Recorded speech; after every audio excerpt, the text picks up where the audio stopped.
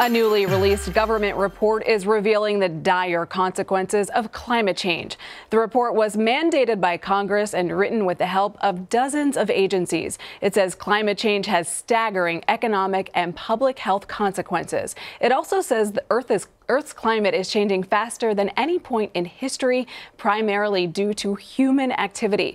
The Trump administration has faced accusations of trying to bury the report by releasing it over the holiday weekend.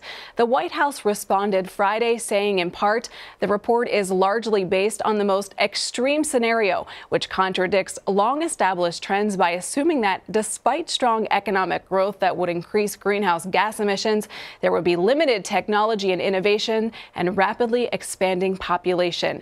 To better assess the potential future effects of climate change, we need to focus on improving the transparency and accuracy of our modeling and projections. Joining me now is CBS News contributing meteorologist Jeff Berardelli.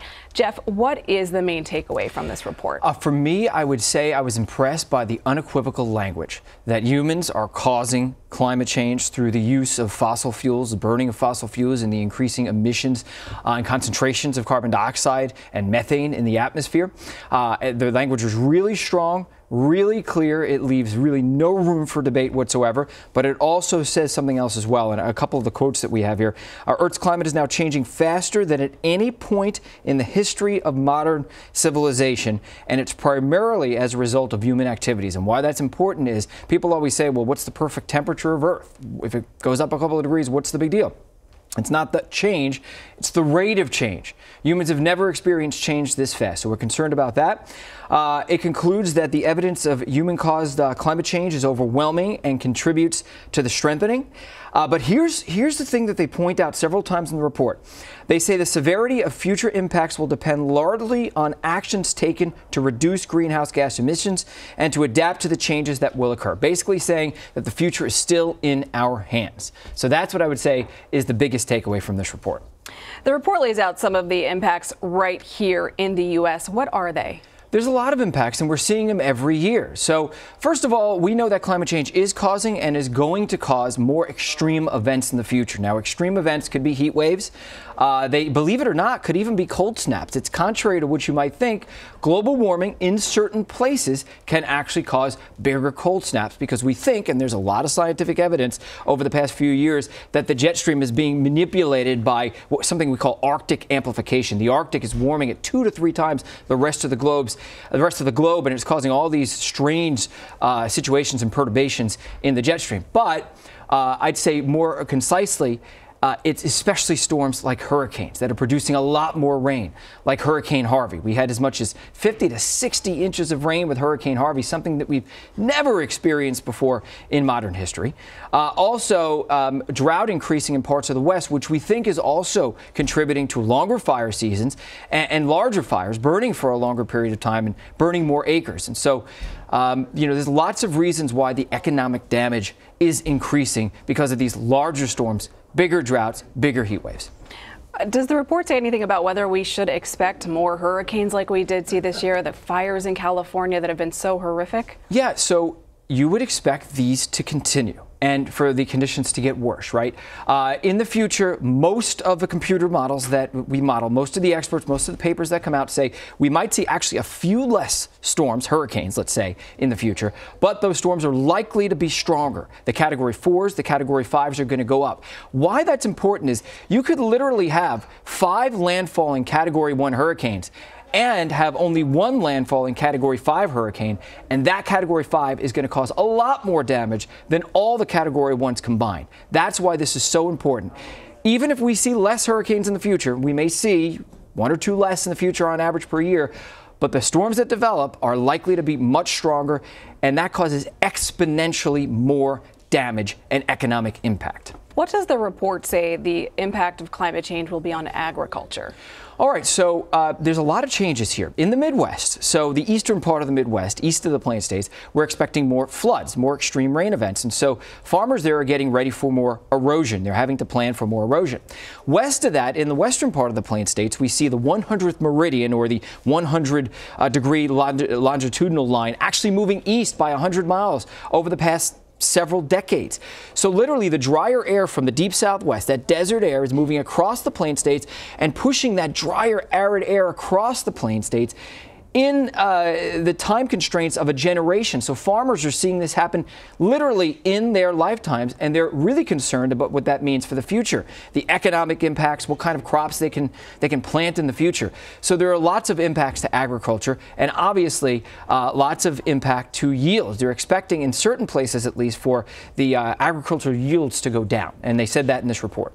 You mentioned the impact of us, of humans, on the climate. What does the report say some of the other factors or more about humans that's causing this rise? It's just fossil fuel burning. I mean, it's mostly fossil fuel burning. People always ask, how much of climate change is due to human beings? It is nearly 100%. It's really simple. We just simply run mathematical equations. How much is due to the sun?